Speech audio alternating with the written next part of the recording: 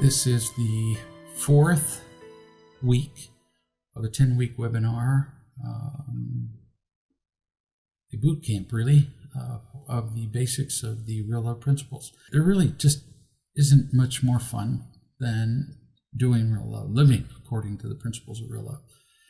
And yet, though fun, it's deadly serious. It's kind of an odd juxtaposition of characteristics.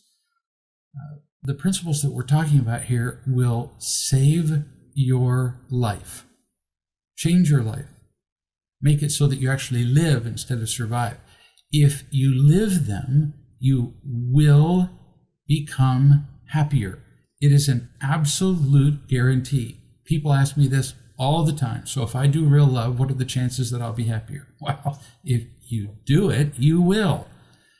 The only people who fail are those who quit, are the people who get to the little bumps, to the little parts that are difficult, where they actually have to face themselves, where they have to tell the truth, where they have to exercise faith.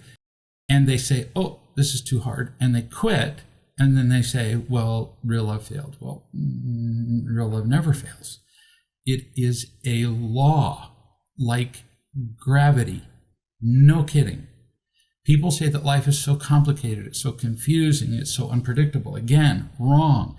The laws of happiness are as certain as the laws of physics, like gravity. It's a guarantee. Gravity doesn't work most of the time. Sometimes gravity is inconvenient. That's a fact. I mean, there are times when I'm hauling rocks out in the backyard or hauling gravel or dirt or lifting things that I wish I could get kind of a little break on the law of gravity, but not really, because I also depend on it. Once I've lifted those incredibly heavy rocks into place, gravity keeps them there. So I need those laws. I need to depend on them. If you live by the laws of happiness, you will be happy, period. It's a guarantee. Conversely, if you don't live by the laws of happiness, if you break them, you will be miserable. And it's very common for people then to blame the laws of happiness. In this particular case, that's all Real Love is a distillation of the laws that will make you happy. So for example, I did an intervention with a woman and her life was just miserable. I mean, she'd been through multiple marriages. She'd been through more men than we could count. She wasn't even certain of the number. By the end of the intervention, she felt loved, calm, happy, peaceful. She was using words she had never before used in her life. She said, in fact, I have never felt this happy ever, not from childhood to the present. And then she started to become increasingly anxious. She couldn't cope at work or at home. The marriage was getting worse. She'd been addicted to approval all of her life, at work, with men. She went through one relationship after another. She cheated on her husband and so on. Eventually, she was having to take medication. So bit by bit, we tried to get her off her addictions. She felt loved while she was here, but when she went back to work, she was distracted by all the addictions to approval. So she took an emergency leave from work for a month. At the end of a month, she was still anxious. The only cure for addictions is to stop whatever it is you're addicted to. So we stopped her getting approval at work, but she was still getting more anxious even after the intervention. So I finally asked her, because she was becoming increasingly anxious. I said, in some way, you're cheating. What is it you're doing that I don't know about? And kind of with a, sheepish grimace, she said, well, I've been seeing my old boyfriend. Well, yeah, gee, surprise. So she had gone back to her addiction. She'd gotten away from the addiction at work, but see, simply stopping working isn't going to cure anything unless you're taking all the steps that it takes to find real love and eliminating all the sources of addiction. So she was still addicted to the approval of her boyfriend and to some few other places and people and things, and we eliminated those. And we started all over again. And it was painful. Going through withdrawal is simply painful. I had a man say to me the other day, but he's addicted to a particular relationship. And he said, I can't live without her. Well, he'd been here for an intervention. He'd agreed that being around her made her unhappy, but he wanted to cheat the laws of happiness. So he kept using his addiction. And he'd get to maybe a day without her, and they'd cheat. He'd text, he'd call, he'd go finding her, he'd trap her in a mall that he knew that she was going to. He kept cheating. The only way to get through withdrawal is to go through it. That's one of the laws of happiness. If you're addicted, you're doomed. So you have to stop. And withdrawal is always painful. If withdrawal were easy, we wouldn't do any of these things and keep stuck to them even though we're miserable.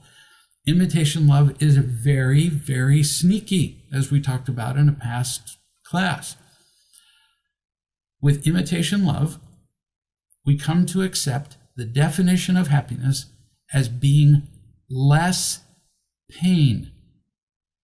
It is so common for all of us to be in pain all the time that when something comes along, like an addiction to some form of imitation love, we call that less pain. Well, now we're screwed because the cycle never ends. The very best we can ever get as we absolutely wallow and swim in imitation love and are addicted to it and trapped by it and shackled by it, the very best that we can ever get to is less pain.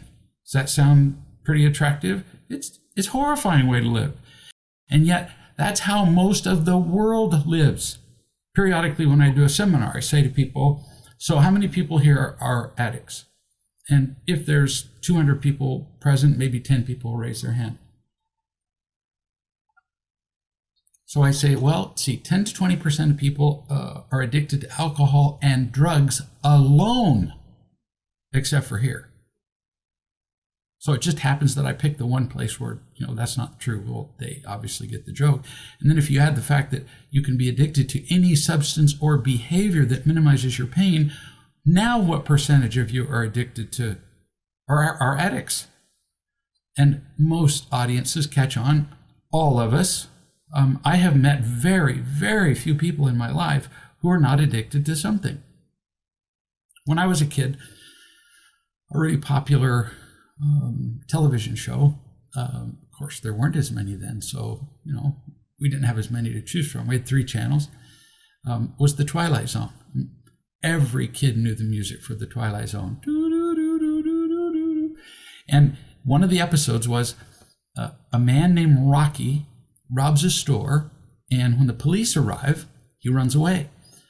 He's in the process of climbing over a fence or some obstacle, and in a gunfight, an exchange of gunfire, he's shot dead. But then he wakes up and he finds that standing over him is a man dressed all in white, Mr. Pip, who takes Rocky to a luxury hotel room filled with food, drink, money, beautiful women. There's a casino in the hotel. He wins every hand of cards, every spin of the roulette wheel, every pull on the slot machines. When he plays pool, every time he hits the cue ball, he doesn't just sink a ball every time, he sinks every ball with every shot. He realizes that he's died and gone to heaven. He loves this place. But after a while, he becomes bored. In fact, it doesn't take very long. He's bored with always winning, always getting what he wants. So when Mr. Pip reappears, Rocky says, this is no fun anymore. He says, I want some real excitement. I want some surprise. He says, I don't belong in heaven. I want to go to the other place. Mr. Pip tilts his head back and just laughs, a huge belly laugh, and says, honey, you are in the other place. Without real love, we're caught in a world where the best we can get is imitation love. less pain, possibly a little less fear from moment to moment. But in the end, as in the episode of The Twilight Zone, it's all a trick. We don't get less pain and fear. We just get a temporary illusion. In fact, without real love, we are caught in a loop of endless fear. Here's what happens in our individual lives and relationships all day, every day, and nobody understands what's happening. So painful and unproductive scenarios keep repeating themselves over and over again. So we've talked about this in a different way in a previous class. Now we're going to try a different approach. So we're going to take a child. We'll call her Tammy. It doesn't matter. And we're going to hurt her as a child with criticism, anger, neglect, or maybe even spoiling. All these behaviors translate to her and to all of us who are treated in these ways as I don't love you. So Tammy learns two things. First, she learns that she is worthless, and she learns that that hurts.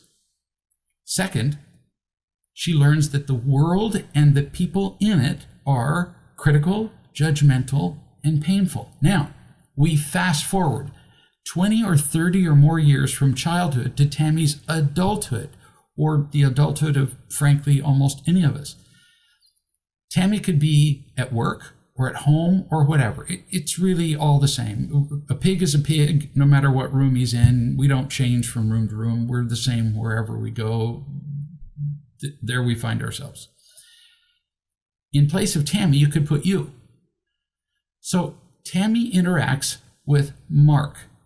Mark could be her boss, he could be her husband, anybody. It's amazing how interchangeable the names, people, and situations are.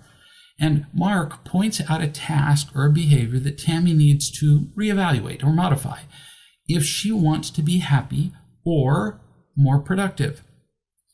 If Mark is her husband, for example, he might say that he's noticed that she's been kind of snippy and short with him lately, or he never has enough underwear in his closet because laundry is her responsibility in the household chores. If Mark is her boss, he might say that she needs to be more punctual with her weekly sales reports. Mark might actually be trying to help, but what nobody knows, not Tammy or Mark or anybody watching, is that Tammy's judgment of any event in the present is almost entirely determined by her lifelong judgment that people and circumstances are critical, judgmental, and painful. Our judgment of any event in the present is almost entirely determined by our lifelong judgment of people and events.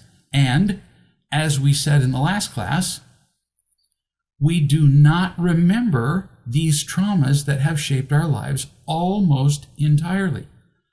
Now, almost nobody knows this.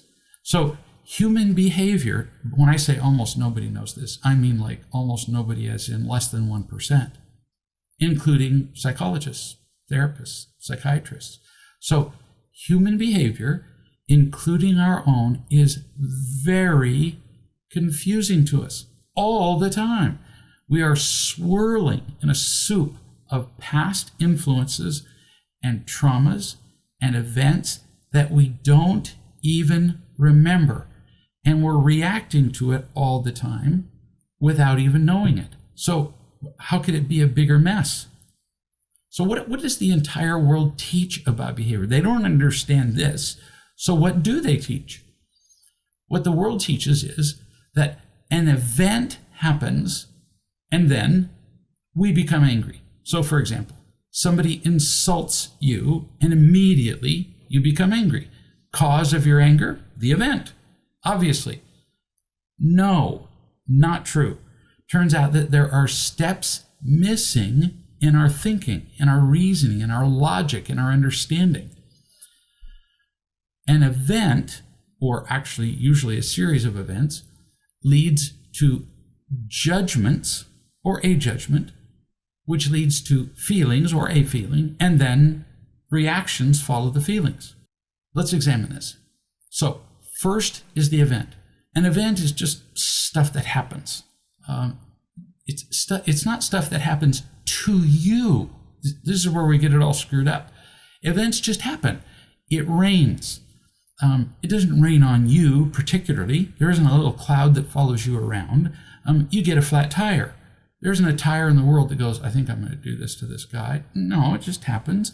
You are criticized. Now we get really confused because a human being is involved. No, criticism just happens as a result of our being around human beings. So why do we believe that it happens to us? Why do we believe that people make us feel any particular way? Because of the judgment that we make. Before anything else happens after an event, we make a judgment about the event. Like what? What judgment? We see clouds, for example. Clouds are simply an event. We may see white, fleecy, pretty, what a weatherman would call cirrus clouds.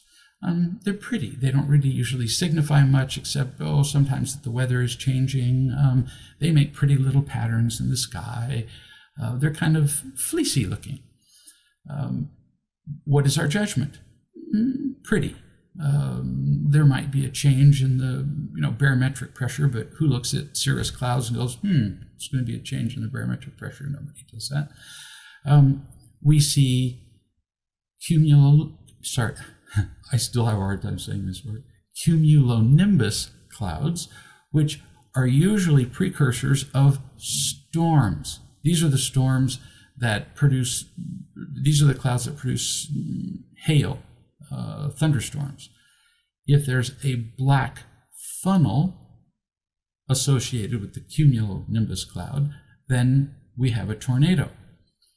So there are events, and then there are the judgments that we form about the events. There are clouds, but we make different judgments depending on the kind of clouds that we see.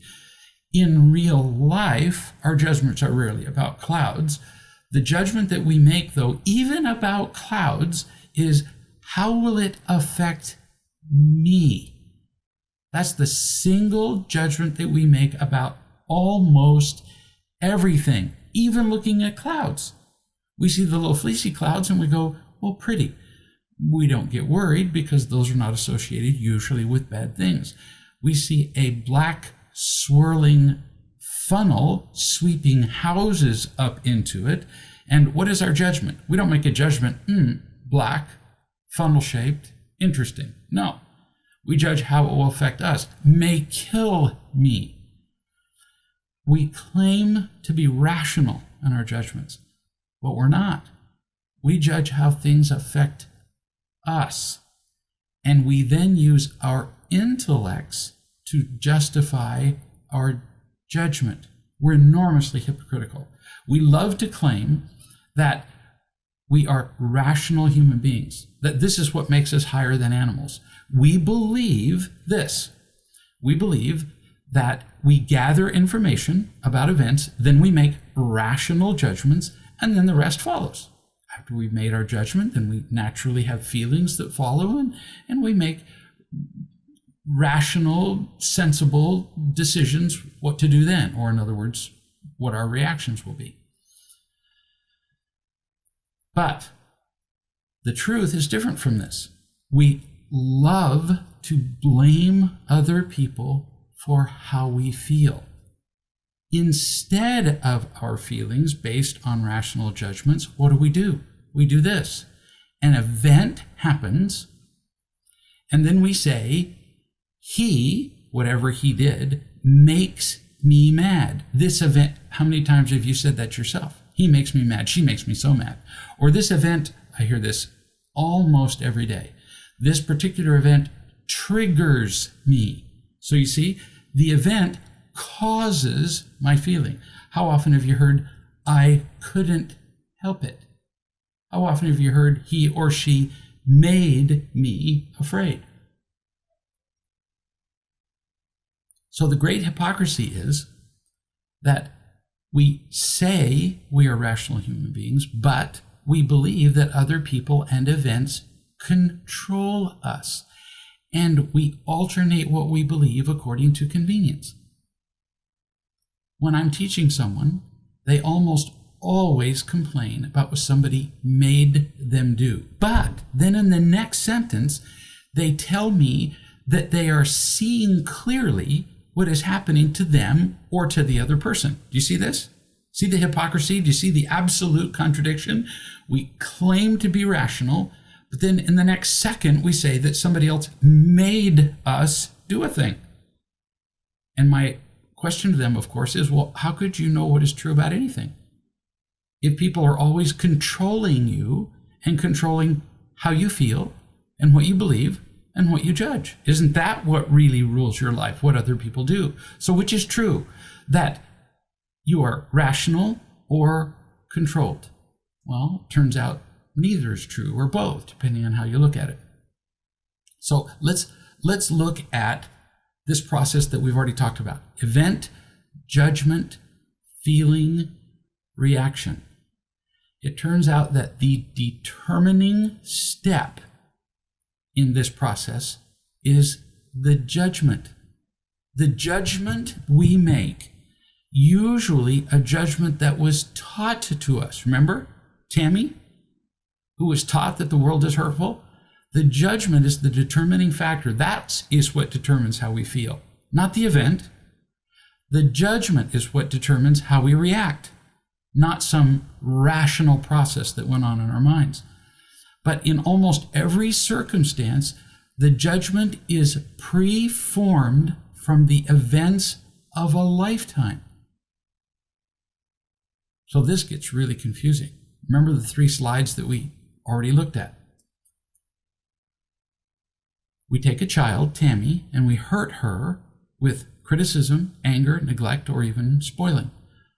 All of these behaviors translate to the child as, I don't love you. All of the criticism and anger are events. But then Tammy learns 2 things. She learns 2 judgments. She learns that she is worthless and that it hurts. The events, the criticism, anger, and neglect or spoiling, those are just things that happened to her, like rain. But if she hasn't been loved and hasn't already been given a foundation of what is true, then she learns that she is worthless, that she's in pain, and further, she learns that the world and the people in it are critical, judgmental, and painful. Her judgments then determine everything, and horrifically. Had she learned the judgments when she was a child, that when people are critical, judgmental, and painful, and loving parents do teach this to their children. I'm working with a lady right now whose son has been horribly scarred by his father. His mother and father are divorced. And she has said, I don't know what to do. Every time he comes home from visiting his father, he's an emotional wreck. Why? Because he's taught one set of judgments at home, and then when he goes to his father's house, he's taught an entirely different set of judgments, and it's making him crazy. So what have I taught the mother to do? Teach him judgments that apply in both places. Teach him that the world is not critical, judgmental, and painful, but that some people are. And teach your son that you have been critical, judgmental, and painful. That's a true judgment, but you're now learning to do it differently. And that the child's father has not yet learned what loving is. Now suddenly, the child's judgments make sense. He judges that some people are hurtful, some people are not, as opposed to being told by his father, I love you. The child believes that because it's the child's father, and then trying to make sense of that judgment, I love you, and trying to make that mesh with the events. The father screaming and yelling at him, for example. I scream and yell at you, which is an event, because I love you. That's a judgment.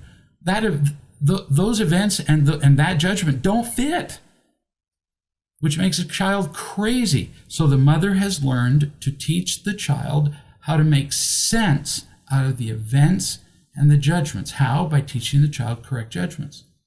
Judgments that fit everywhere. And you remember that we talked about before that we do not remember these traumas that have shaped our lives almost entirely. Just like this child did not remember the fact that both his mother and his father had traumatized him all during his childhood. And only now, in his early teen years, has he learned some true judgments. Let me illustrate with some stories. So there was a couple here for an intervention. Who knows how long ago? And they hadn't had sex in 12 years. Why? Because he was unusually sexually aggressive? No. Because she was sexually abused as a child? No. We tend to judge that if somebody has a preoccupation with avoiding sex, then there was some sexual trauma. Seems to make sense, right? Sex is in both words, or both phrases. Sexual trauma, sexual avoidance must be true. Wrong. Pain is pain. She was raised by a father who was controlling. So she learned the judgment that men are controlling and hurtful. So each time her husband asked her for sex, just asked, I was there when he asked her for sex. And she agreed that that's usually how he did ask for sex.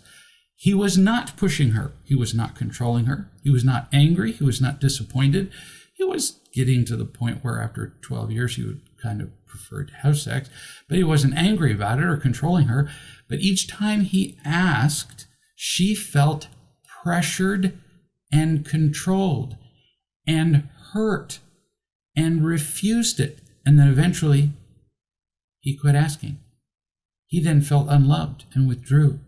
She raged at him for withdrawing from her. After all, she withdrew her love from him, and so he just kind of withdrew not only his love, but withdrew from her because she was always communicating to him that she didn't really care about him. She raged at him for withdrawing, and yet all the while pushed him away if he got close to her physically. So he withdrew even more. Do you see the cycle that we're in? It is insane. And nobody understands where the behavior comes from. These two didn't. Multiple therapists and marriage counselors didn't. They kept saying, well, you must have repressed, memories of sexual trauma from your childhood. No, not at all. There's absolutely no evidence whatever in her that there was any kind of past sexual trauma. Doesn't even ring a bell in her head. Even as we went back into her past and she remembered minute details about her interaction with her father and other men, no sexual trauma. No, it all comes from this. First is the events of a lifetime, but we're failing to understand this. There are no isolated events. They all fit together. They all fit together like a puzzle. They have to, or we go crazy.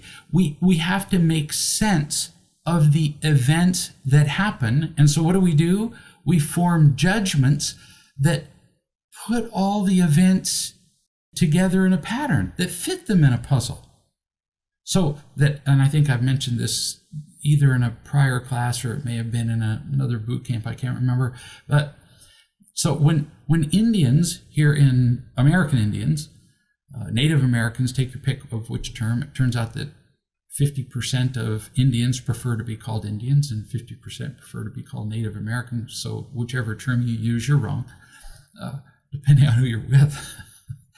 When they saw the first ships of white men, some of the Indians could not see the ships.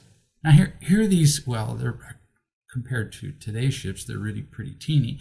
But with these great big tall masts, huge white billowing sails. And some of the Indians would look right at them and they could not see them because they couldn't make sense of them. It didn't fit into anything that they'd ever identified before. There was no word for it. There was not even a classification. There wasn't even anything like them. And so what did their minds do? They just didn't see them. So events occur, we form judgments, then come our feelings. Judgments don't just result from events, they make sense of events. They help us to fit it all together. And then everything goes to hell. Because they help fit things together, we have the just almost intolerably complicating factor that past judgments that were formed from past events are distorting our present judgments and ruining our present feelings, behavior, and lives. So here was this woman who was refusing to give sex to her husband, and he hasn't done anything to warrant her treating him like that. He hasn't. But people in her past have. Her father was a controlling, angry, manipulative, unloving man. And so she learned the lesson that men are hurtful, controlling, critical, unloving, and to be avoided. So she avoided her husband, who happened to be a man. That was a problem. That wasn't his fault. So she treated him as though he were her father. So remember, we were talking about the example of Tammy, who had been hurt as a child. And she was given helpful information by Mark, who could be either her boss or husband. Because she had been taught that the world was hurtful, critical, judgmental, she could only see this information as criticism. So let's go back up to the series.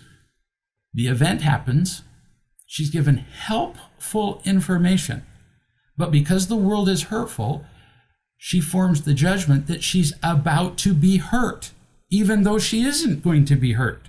The only judgment she's ever had is that everything in the world is hurtful. So she forms the judgment wrongly, but justifiably in her mind, that she's going to be hurt. So she feels afraid.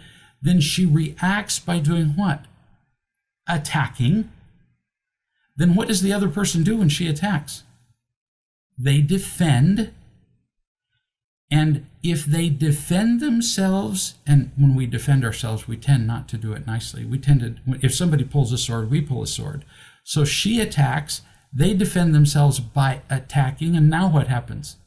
She has just confirmed again her old judgment. She goes, up, see, all people are hurtful and attacking and will injure me.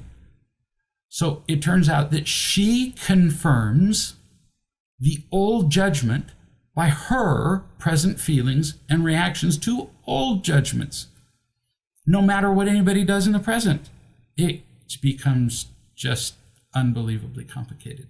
So we actually create or find judgments from the past and events in the present to confirm our present judgments, which it turns out are just continuation of past judgments. It's a horrifying way to live.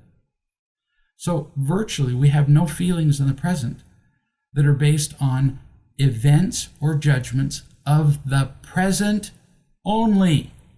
This lady who had not had sex with her husband, she had been punishing him for 12 years for nothing he ever did, with judgments that had all been formed from the time she was a little child.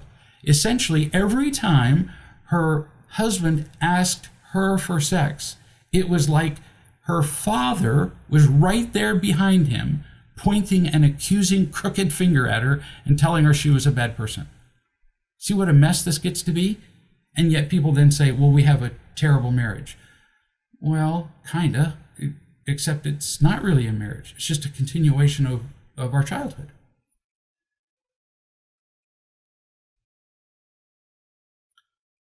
But it makes sense. to us. We have to fit present events and judgments into the continuum of the past so that it makes sense. The woman had to reject her husband to make sense of her feelings of being controlled and her feelings about men. So as a result, we relive the events and the judgments of the past over and over again. Most of our judgments about the past are pretty much formed like concrete by the time we're 4. So really, no matter how old we are, we live 4 over and over and over again. Just in the last week or so, I've been interacting with a man who's not 4, well past 50, and all he can do, you can just see him as you talk to him over the phone, stomping his feet and jumping up and down with a thumb in his mouth while he screams, "I have to have my way." He acts just like a 3 or 4-year-old. Well, it turns out that reliving the events and judgments of the past over and over again is a bit of a tragedy. What a shame. Feelings are made from events, but then every subsequent event has to fit into our lifelong feelings, which were caused by previous events and judgments. How do we fit them? With old judgments, which we then think are present judgments. Yuck! It's a disaster. So we find events again and judgments in the present to justify our feelings in the present, which are just a continuation of our past feelings. It is, in short, insane. Now that you're seeing this and now that we're talking about it, we can see the reasoning behind it, but it is crazy making. Studies have demonstrated that feelings are really kind of sophisticated.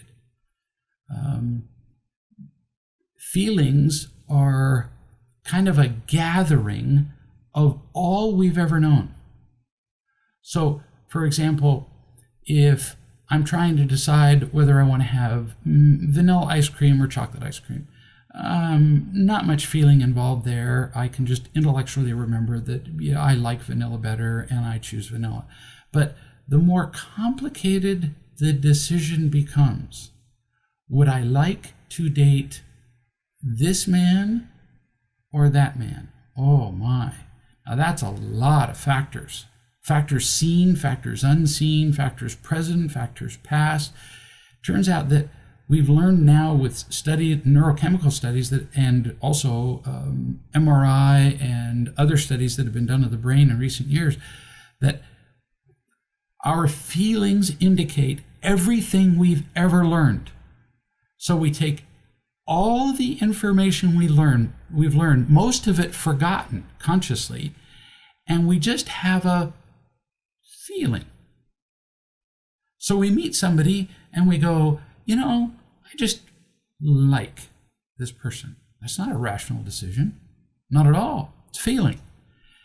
But it turns out it's made up of millions of bits of little information. We happen to like people who are taller. We happen to like people who smile more. We like people who smile in this way. We like people who wear a certain kind of clothing. We like blah, blah, blah, blah, blah, blah, and on and on and it goes. Our feelings summarize everything that we've ever learned. And then, once we've made our decisions based on our feelings, and that's what has been learned in recent years, that's something that is now being used in marketing more than you could possibly imagine. If you watch commercials, you will see that marketing geniuses have learned to play not on your reason. Watch commercials. They don't now say the Ford pickup has 7% more power than the Chevy pickup. You don't ever see a commercial that does that anymore. They play on our feelings. They show the Ford flying through the air. They show the suspension bouncing over rocks that we see as insurmountable. We see the truck come to a stop, and out of the barn with hay in her hair comes the blonde to greet the hero who has conquered the mountain in his what? In his Ford. what they do is they give us a feeling that the Ford is the way to go. So we make our decisions based on feelings. We do this not just with the trucks that we buy, but we do this with the relationships that we make. We do it with how we treat the people in the relationships we already have. And then we find events to justify how we feel. So, for example, if somebody says, well, why do you like the Ford? Oh, well, because it has a better, and it turns out we'll make up anything. It doesn't even really matter if we know anything about it. People will just lie. They've studied this to death. Once you get somebody to make a feeling decision, they'll just make stuff up to justify their feeling decision. We do it with relationships. You meet somebody and you say, well, why do you like that person more than that person? Oh, well, you can just see from the way his eyes move. They've actually studied this with cameras, and it turns out that all the little pieces of evidence that the person provides for the feeling decision that they made aren't true. The person's eyes didn't move a certain way. They didn't carry themselves a certain way. So the decisions that we make are incredibly complicated. Events lead to judgments, which lead to feelings, which lead to reactions, but then our reactions in turn cause events. Like we said, the lady, Tammy, she would react to her old judgments and be angry and attack somebody. Then they would defend themselves, and she'd go, see, he is attacking, when it turns out that he really wasn't attacking at all, not in the first place. She provoked an attack with her reaction, which then led to a new event, which she used to justify her old judgment. And yuck! It's actually more complicated than this. I've just shown it to you as a circle.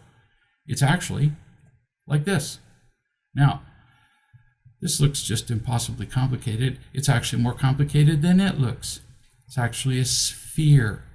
So, for each one of these words that you read, event, judgment, feeling, reaction, add another one on the sphere. New event, old event. New judgment, old judgment. New feeling, old feeling. New reaction, old. There's new and old of everything. And they all influence each other. So, yes, when we were little children, events led to judgments, but now our judgments also cause events. We reinterpret event and see an event in a way it did not actually occur because of the judgment that we had, like Tammy thinking that her boss was trying to attack her when he wasn't. The feelings that we have now, present feelings, influence our present judgments, and yet our feelings came from the past. It is an incredibly complicated sphere. An event occurs, we don't go straight to a reaction. When Mark speaks, Tammy's already afraid. And instead of examining his behavior as it truly is, she looks for evidence that will confirm the judgment she already has of the world. She starts off afraid, so she's screwed from the beginning, before Mark even speaks. Fear is irrational. Fear doesn't work. The woman who hadn't had sex with her husband in years, look at that event, judgment, feeling, reaction, sphere. And addictions are just rolling around on that ball, on that sphere. With our addictions, we just roll from one reaction and judgment and feeling and event to the other until we become, frankly, crazy. So it's a pretty messy world that we live in. The judgments of most people are that imitation love, this is a judgment that we're taught very early on. Imitation love will make me happy. That's one of the biggest judgments that we are taught when we are children. We're already taught that the world is painful and confusing and conflicting and hurtful. So what do we learn to do? Use imitation love to decrease our pain, which we interpret as happiness. So what can we do instead of accepting this false judgment that is influencing everything that we do? Change our judgments. It's the only thing that we can do. First thing that we can do to change our judgments is to recognize them. So instead of simply reacting, event, judgment, feeling, reaction, instead of going from event to reacting, we need to ask ourselves, how am I seeing this? What judgment am I making? Feelings, for example, are information. Both feelings and reactions are information, and they come from judgments. If you're afraid, instead of simply responding to your fear, take a moment, excuse yourself from the situation and say, why am I afraid? What is the judgment? Why am I afraid of having sex with my own husband for 12 years? Of course, had she asked herself that question, she could never have come up with the answer. But she came here with her husband and finally asked the question and got the question answered for the first time in her life. What lie are you believing? In fact, you can write it down as a law that if you are empty or afraid, or your reactions are unproductive, if you're using getting and protecting behaviors, then you are believing a lie. Tammy, she was afraid of being worthless with every mistake that she made. The celibate woman judged that her husband would control and hurt her. But see, they would never realize these judgments unless someone either helped them, actually it's until somebody helped them see their judgments, and then afterward, they continue to examine their judgments. And we'll talk in a minute about how to change the judgment, or how in this particular case of the woman who hadn't had sex for 12 years, how we changed hers. How else do we change our judgments? We realize that we always have a choice. Now, in our defense, most of the time we see no other choice. So, Tammy, who had been criticized and treated badly for her entire childhood, could only make the judgment that the world is hurtful. Having made the decision that the world is hurtful every time somebody interacts with her, she could only experience one feeling, fear. And as soon as she felt afraid, she could only see one choice: defend herself. Now, she could vary the ways that she defended herself. She could attack, she could run, whatever.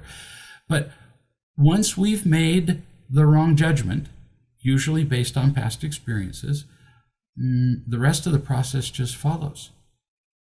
And we don't see another choice. So we have to learn to do that, which brings us to the third way. We have to learn to see clearly. To see what? We have to learn to see our judgments. We have to learn to see our feelings.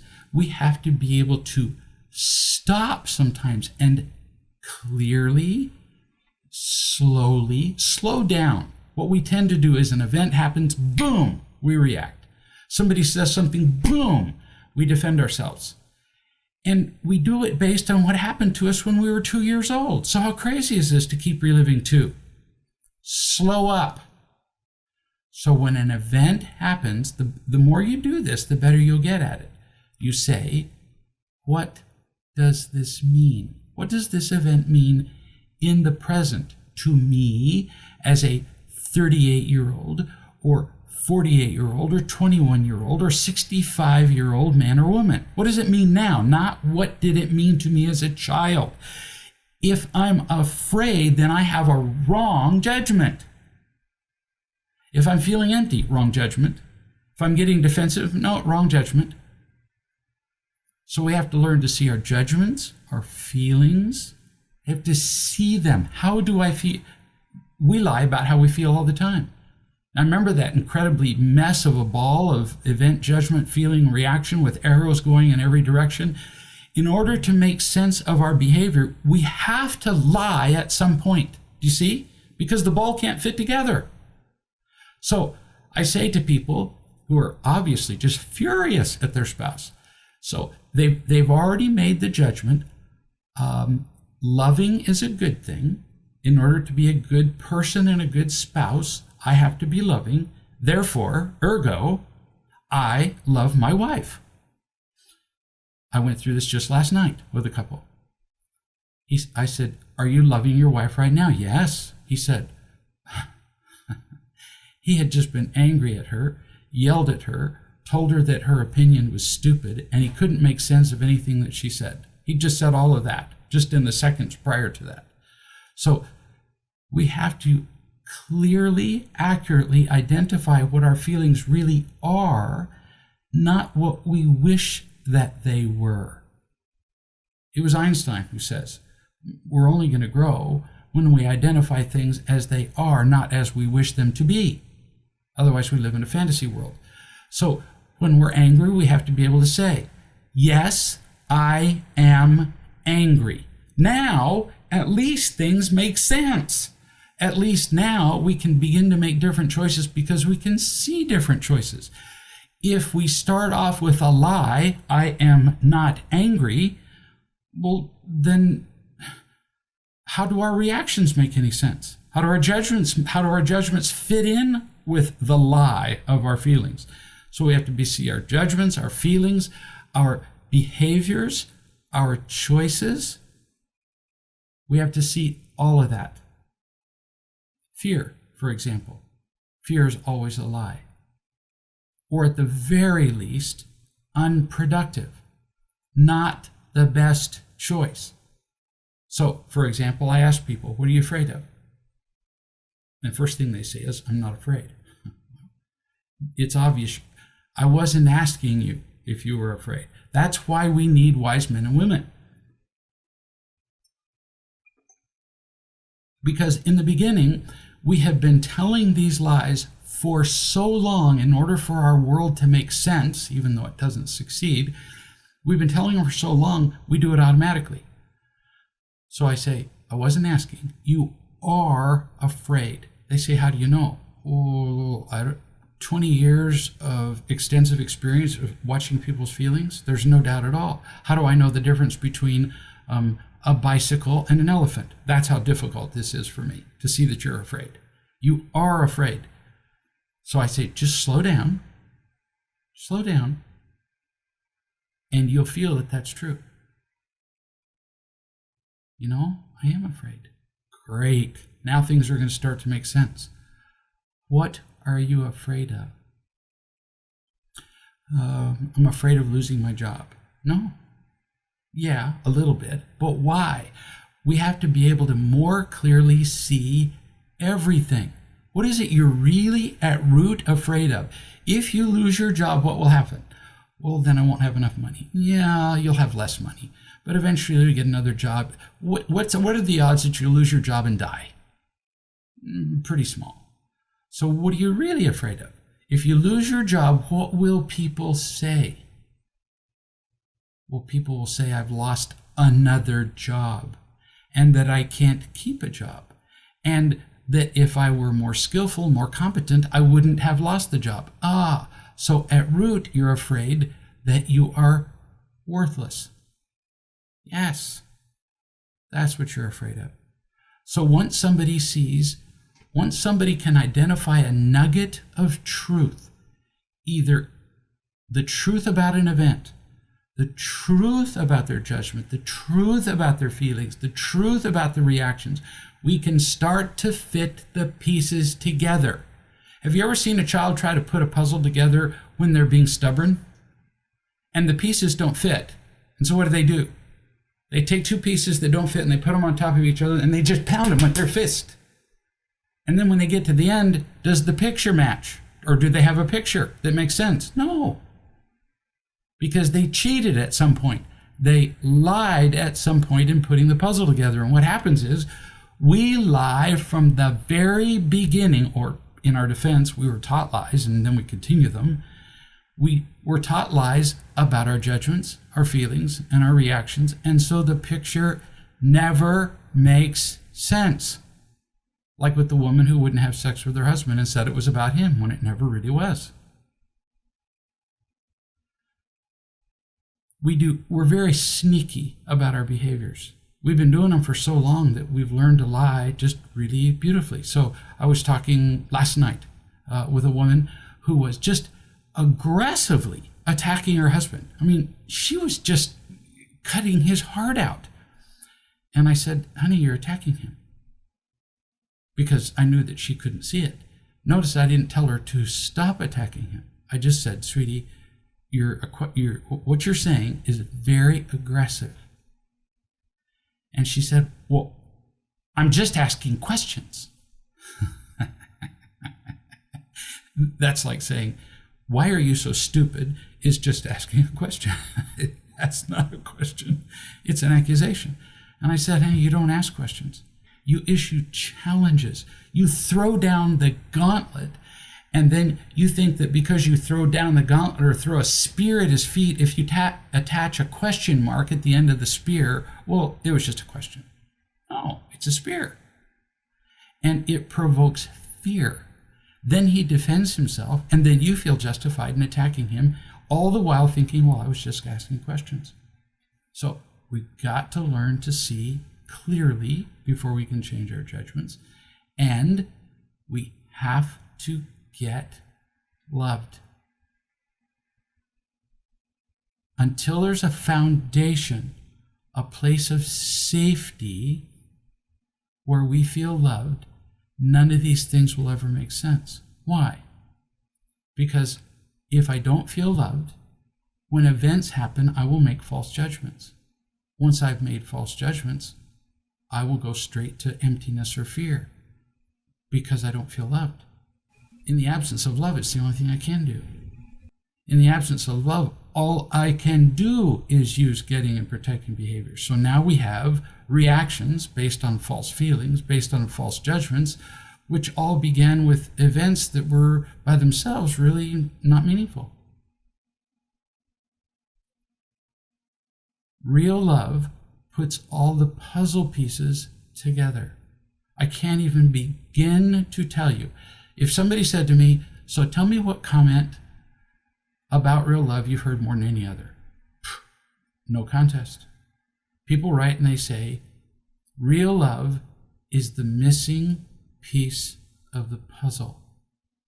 More accurately, it's like the corner piece from which everything else flows. It's the foundation. Once you feel unconditionally loved, you can begin to make accurate judgments and everything flows from there. All of the puzzle pieces start to make sense once you feel loved. When you don't, everything is confusing. So how do we get loved? Starts off with telling the truth. We've talked about this many times. So we have to look for new evidence, and that can only happen as we learn to tell the truth, to change the old judgments that led to fear. Don't find judgments to justify the events or your feelings, change them. So, results. I talked to a woman who had lived in fear all of her life. And she slowly began to tell the truth about her selfishness, not just what other people had done to her, her own behaviors, her own tendency to manipulate people by acting like a victim, her own tendency to attack people with anger. And I just loved her. And as I did, her judgments of herself changed. She didn't think of herself as a bad person anymore. She began to realize that all she'd ever done all of her life was respond to lies that she'd been taught. She didn't think of herself as worthless. If I unconditionally love you in this moment, I mean you as in the person who is listening to me talk right now, if I unconditionally love you in this moment, and I mean it, and you feel it, how could you be worthless? It's impossible. Well, that changes a lot of judgments, because possibly the worst judgment of all is that I'm worthless, followed closely by imitation love will make me feel better. So her judgment of herself changed, her judgment of the world changed, She thought the world was nothing but a hurtful place where she had to defend herself all the time. And she discovered that when she was with me, it was not hurtful. And she never had to defend herself. Sometimes she would defend herself. She would attack me for apparently no reason. And I would say to her, honey, you don't have to defend yourself. I'm not attacking you. Or she would justify herself. She would justify why she was asking a question, for example. And I would say, baby, just ask your question. You don't need to justify yourself to ask a question. So then she called one day and she said that something had come up to trigger her, an event that in the past would have immediately provoked fear, anger, the usual stuff. And instead of going with past judgments, what did she say? She said, I know my daddy loves me. God loves me. I'm not alone. I have everything I'll ever need, nothing to fear. I am so grateful. And the bottom line was, she said, with love, we have no problem here. Everything fits. Where before we had no choices, now we do. I told you about the couple where the wife hadn't had sex with her husband in 12 years. Solution? Well, we could force her to have sex with her husband. That's not going to work. We could say, don't be afraid. You have no reason to be afraid of having sex with your husband. Now, if other therapists had tried that, that didn't work.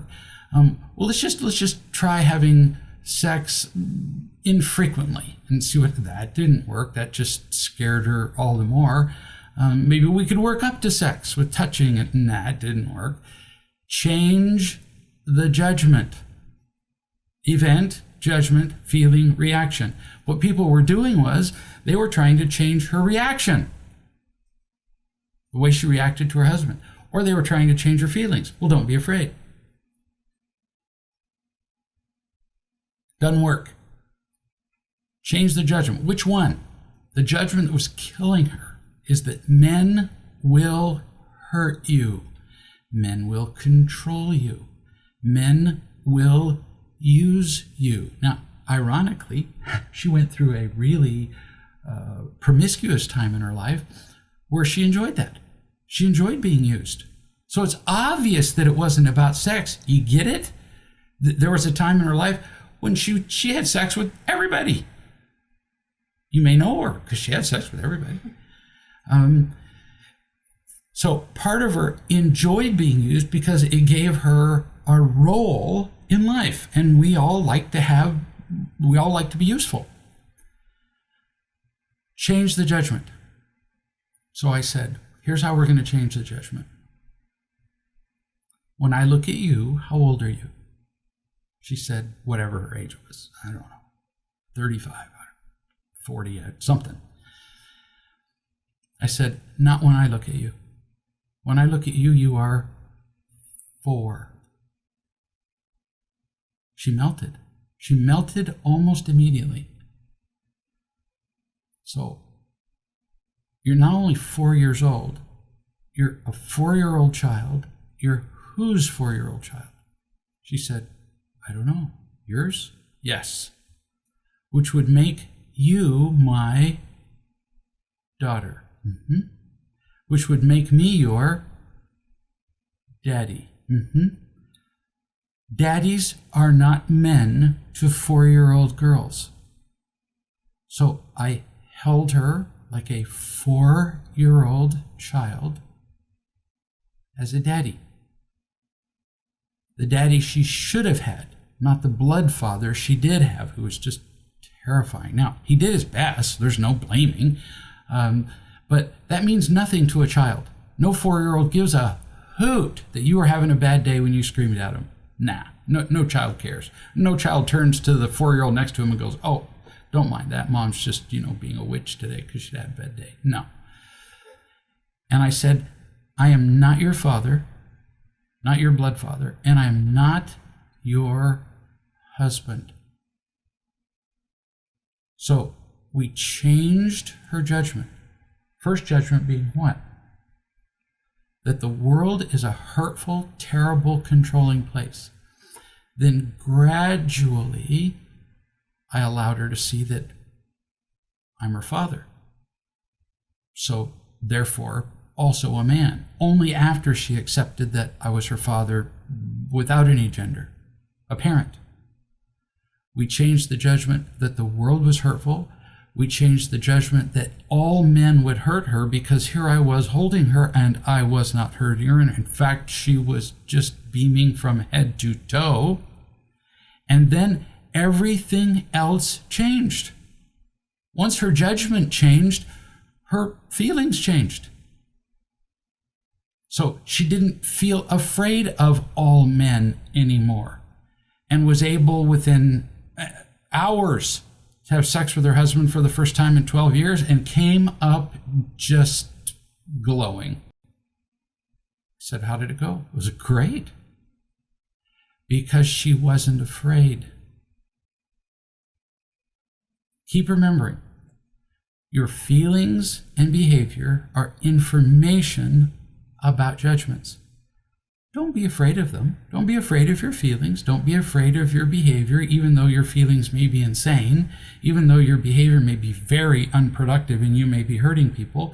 Just learn from your feelings and behavior. So if your behavior is unloving or you are afraid, your judgments are wrong. What do I mean by unloving? If your behavior is defensive or manipulative, designed to protect yourself or to get something from somebody else, that's unloving. Or if you are empty or you are afraid, your judgments are wrong. So what do? We examine the judgment and change it with new events. So the new event, she had a loving experience with a father, a man, me. So that took care of the judgment that all men are hurtful and controlling and painful and terrible. And then I said, well, so let's apply this judgment to the possibility of your having sex with your husband. She had to think about that for a little bit longer. It took her a little bit longer, so I just kept loving her. And then sent them downstairs to have wild and crazy sex. Why? It's not about the sex. It's about overcoming her old judgments and her old fears. I didn't send her downstairs to have sex so that her husband would be happy. And I made that point over and over again. I don't care if your husband dies without sex. I don't care. It doesn't affect me. But you can't be happy with old fears and old judgments. That has to change. It has to, because you want to be happy and you're not. Well, her judgments did change. And her feelings changed. And then she felt safe doing exactly what would have frightened her before. All because the judgment changed. So I worked with a woman named Christy. And she was quite a controller. What does she control? Everything. Everything and everybody. Controlling is a reaction. A reaction to what? Fear. Of what? Usually almost everything, but I said to her, we went through a bunch of things that she might be afraid of, and I finally just got rid of the suspense and said, honey, you're afraid you feel worthless. Being out of control translates to you as being worthless. That is a judgment. It is a judgment that being out of control is intolerable, and then you would be worthless. Being out of control is just an event. We're actually out of control most of the time. I can't control the weather. It rains. That's going to happen. Meteor's going to, smash through your roof. You're out of control of that. You're not in charge of whether there's going to be an earthquake or a flood or whatever. So being out of control is really just an event. But in her life, it also meant that she was worthless. because she was taught early on that she should be able to make the right decisions and make no mistakes and be in control all the time. So every event became a threat to her, that she could be out of control, that it could be something she couldn't manipulate and control. All because of the judgment that she was taught that she had to be in control all the time, and that being out of control was bad. Solution? Well, the natural response to being out of control, the one that almost everybody does, is to exert more control.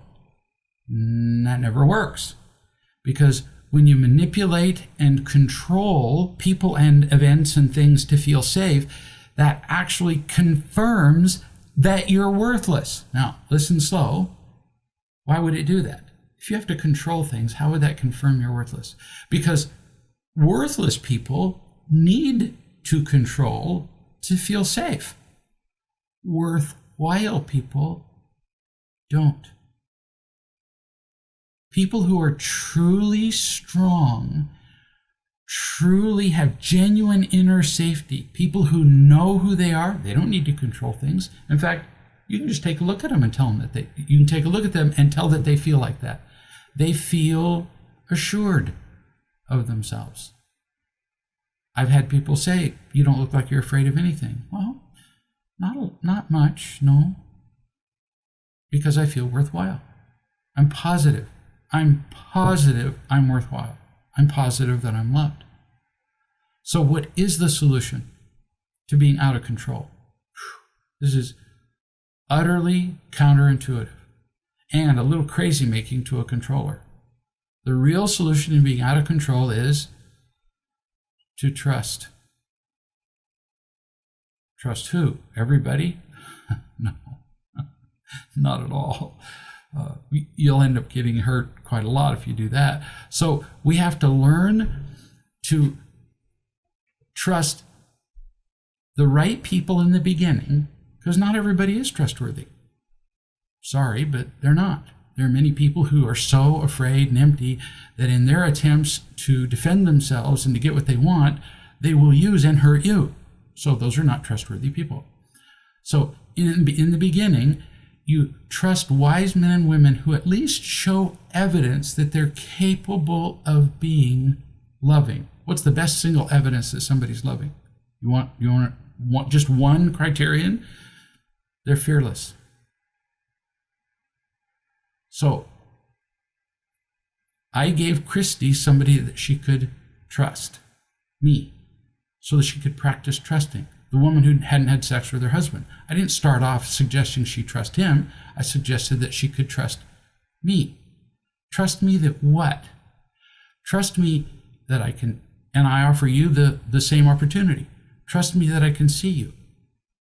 Trust me that you can tell me the truth. Trust that I will love you. And if you do that, then you'll discover that you are not worthless, as I said to Christy, when you're out of control. You have a new judgment and a new feeling. So, with the woman who hadn't had sex with her husband, first, she trusted me. And I said, now pay attention to who we trust and how. Because there's who and with what. So you're going to trust me how? She was a bright woman. She said, I choose to trust you completely. I said, that would be a good choice. You have absolutely no evidence that I have any interest in hurting you, do you?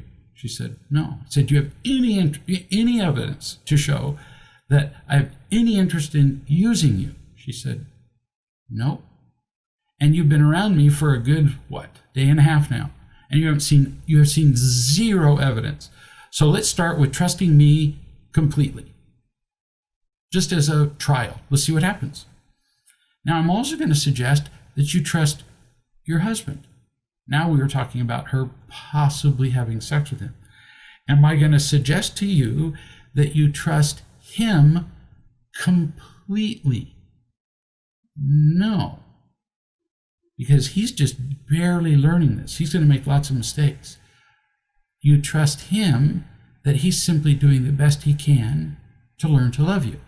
And in the process of learning to love you, mistakes are utterly inevitable. So now, if you trust that he's just doing the best that he can to learn to love you, and he makes a mistake, no great harm done, is there? He hasn't betrayed you. So sometimes changing judgments can be very scary and difficult. Usually, actually. Let me give you an example of changing a judgment. So I was out playing with my grandchildren in the backyard, and we have a bridge back there, and there's a tree swing, a tire, hanging from chains from a tree way 30 feet up in a branch up in the tree. And I put the kids on the tire swing, and I push them.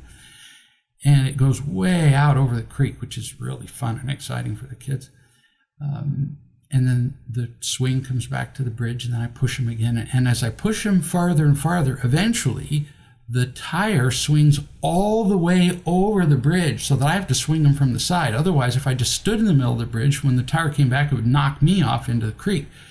So as I was pushing one grandchild who was 7, I said to her 5-year-old brother, now you have to stay on this side of the creek, and you don't cross the creek without Grandpa. And he said, okay, I won't. Well, for a 5, watch any movie where there's a child involved and they say, stay right here.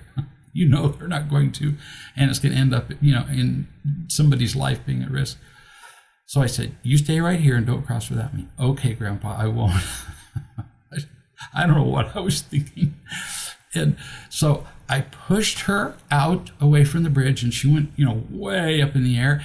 And as she was on her way back to the bridge, out of the corner of my eye, I saw that sneaky little 5-year-old go underneath almost through my legs, and he was going to cross the bridge.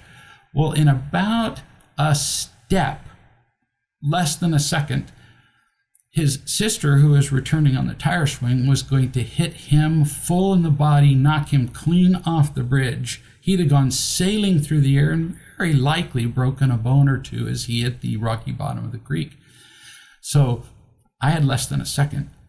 I reached out and grabbed that kid's collar and just jerked him out of the way of that returning tire swing. Boy, he looked at me just with daggers coming from his eyes, because he had made the judgment that I was trying to hurt him. It only makes sense. After all, he was going to cross the bridge, and I, instead of saying, Jack, what did I say? Don't cross the bridge without Grandpa. Instead of doing that, which is what I would usually do, I grabbed him and hurt his neck. There was a little red mark across his neck where I jerked him. I said, Jack, do you see your sister? Do you see Sydney where she's swinging? Right, and I swung her a couple more times, and I said, right there, and I pointed at the time where she was just about to hit the bridge or cross the bridge. That's when you stepped in her way. And if I hadn't grabbed you, she would have knocked you off into the creek. And possibly, now with 5-year-olds, you can be very colorful, broken your head open, and then your brains would have just run down the creek. And then, of course, now the fish would have had more to eat. But he thought that was pretty funny. His judgment completely changed because he saw the truth about what I'd done, and now he wasn't angry anymore. As opposed to trying to change his feeling and saying, don't you be angry at me, because I'm an adult and I know everything, or shake your little fist at me, which would be his reaction, or don't be afraid. Well, of course he's afraid. I just jerked him off his feet and hurt him. Change the judgment. That's what changes people's lives.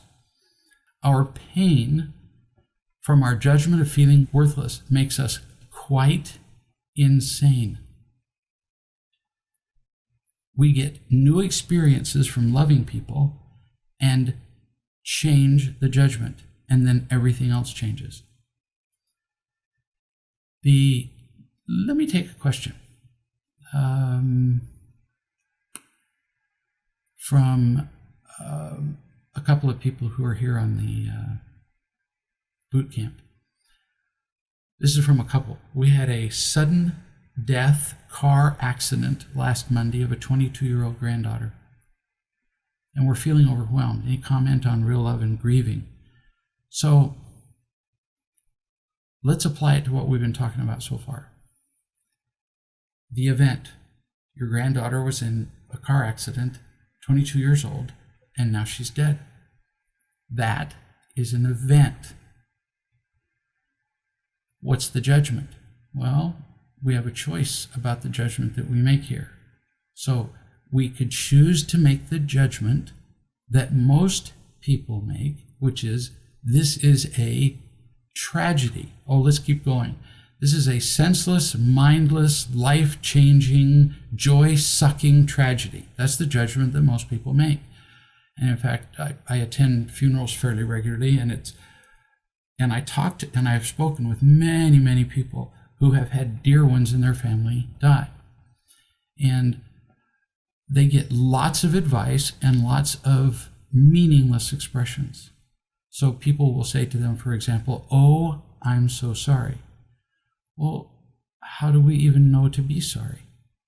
How do we know that may not have been absolutely the best experience in the world for that person, and perhaps even for some of the people around that person?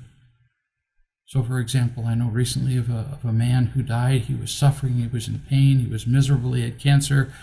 He'd never been happy in his life, and he died, and people kept saying to his wife, "Oh, I'm so sorry." And she's thinking, "Gee, I'm not. I'm thrilled that he's finally happy." Whatever your view of the afterlife is, happy. We now have had so many people die and come back to life and tell us what life is like in the next world, near-death experiences, that one thing that we know is that whatever follows here, whatever your theology is, it's filled with love. There have now been thousands of people who have had these experiences. Thousands. Some people see a light, some people see personages, some people see great big giant butterflies. They carry them from one place to another. There's all kinds of things that they see. But the people who have done meta-analyses of these studies, who have analyzed them all, have said there's one thing in common with all these experiences.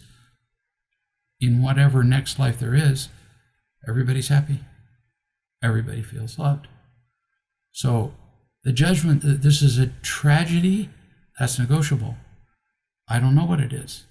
And I can't tell you what it is for you. But I can tell you this, that if we continue to grieve, we're expressing the judgment that it is a tragedy.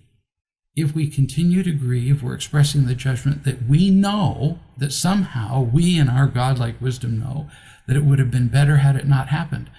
And you know, I'm not that smart. I know that many of the most difficult experiences I've ever had in my life have been the things that have taught me the most. They've been the things that have taught me the most about loving and about being loved and about being happy. So I see experiences as being easy or difficult, but I don't see experiences anymore as being good or bad. And whether they're good or bad depends on what we learn from them. So a certain amount of natural grieving, I mean, duh. If Donna died, I'd grieve. I like having her here. I kind of like her. I would way prefer to have her here. But I wouldn't keep grieving, because my greatest purpose in life by far is to be happy and to contribute to the happiness of others as I love them. And if I'm grieving, if I keep grieving, if I excessively grieve, now I can't define excessive grieving for you, at 20 days and 5 hours, then your grieving has to be over, and now it's excessive. I can't do that for you. But if I keep grieving, it's for me. It's not for the person that's died. For whom does the bell toll? It tolls for thee, Hemingway.